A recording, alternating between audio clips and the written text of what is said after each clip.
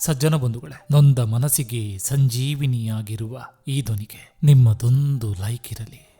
ಮನಸ್ಸಿನಿಂದ ಒಳ್ಳೆಯವರಾಗಿರೋಣ. ಯಾರಿಗೆ ಹೇಗೆ ಕಾಣಿಸಿದ್ರೂ ಪರವಾಗಿಲ್ಲ. ವ್ಯಕ್ತಿ ಬೇಡವೆನಿಸಿದಾಗ ಆತನ ಸಣ್ಣ ತಪ್ಪುಗಳು ಕೂಡ ದೊಡ್ಡದಾಗಿ ಕಾಣ್ತವೆ. ಅದೇ ವ್ಯಕ್ತಿ ನಮಗೆ ಬೇಕೆನಿಸಿದಾಗ ಆತ ಎಷ್ಟೇ ದೊಡ್ಡ ತಪ್ಪು ಮಾಡಿದ್ರು ಅದು ಸಣ್ಣದಾಗಿ ಕಾಣುತ್ತದೆ. ಹೆತ್ತವರು ಇರುವಾಗಲೇ ಒಂದು ಸುಂದರವಾದ ಬದುಕನ್ನು ರೂಪಿಸಿಕೊಳ್ಳಿ. ಅವರಿಲ್ಲದ ಬದುಕಿಗೆ ಯಾವ ರಕ್ತ ಸಂಬಂಧಗಳು ಬರೋದಿಲ್ಲ.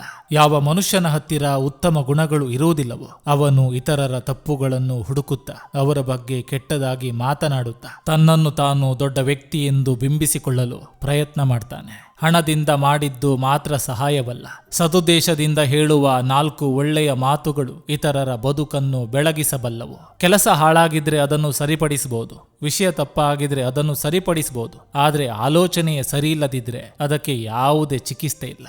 ಮನಸ್ಸಿನ ಸಂತೃಪ್ತಿಗಾಗಿ ಒಳ್ಳೆಯ ಕೆಲಸ ಮಾಡ್ತಿರ್ಬೇಕು.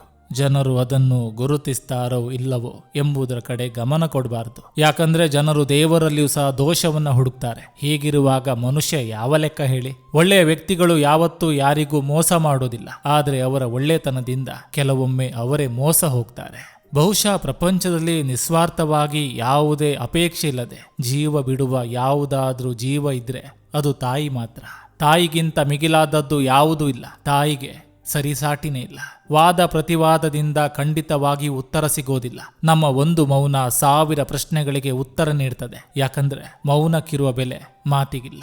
ಸಜ್ಜನ ಬಂಧುಗಳೇ, ಇದು ಇಂದಿನ ಸಂಚಿಕೆ ಅಂತ ಹೇಳ್ತಾ, ಈ ಸಂಚಿಕೆ ನಿಮ್ಗೆ ಇಷ್ಟವಾಗಿದ್ರೆ ದಯವಿಟ್ಟು ಒಂದು ಲೈಕ್ ಮಾಡಿ, ಜೊತೆಗೊಂದು ಕಮೆಂಟ್ ಮಾಡಿ. ಮತ್ತೆ ಮುಂದಿನ ಸಂಚಿಕೆಯೊಂದಿಗೆ ಅತಿ ಶೀಘ್ರದಲ್ಲಿ ನಿಮ್ಮನ್ನ ಭೇಟಿ ಆಗ್ತೇನೆ. ನಿಮ್ಮೆಲ್ಲರ ಮನಸ್ಸು ಪ್ರಶಾಂತವಾಗಿರಲಿ ಅನ್ನೋದು ಈ ವಾಹಿನಿಯ ಉದ್ದೇಶ.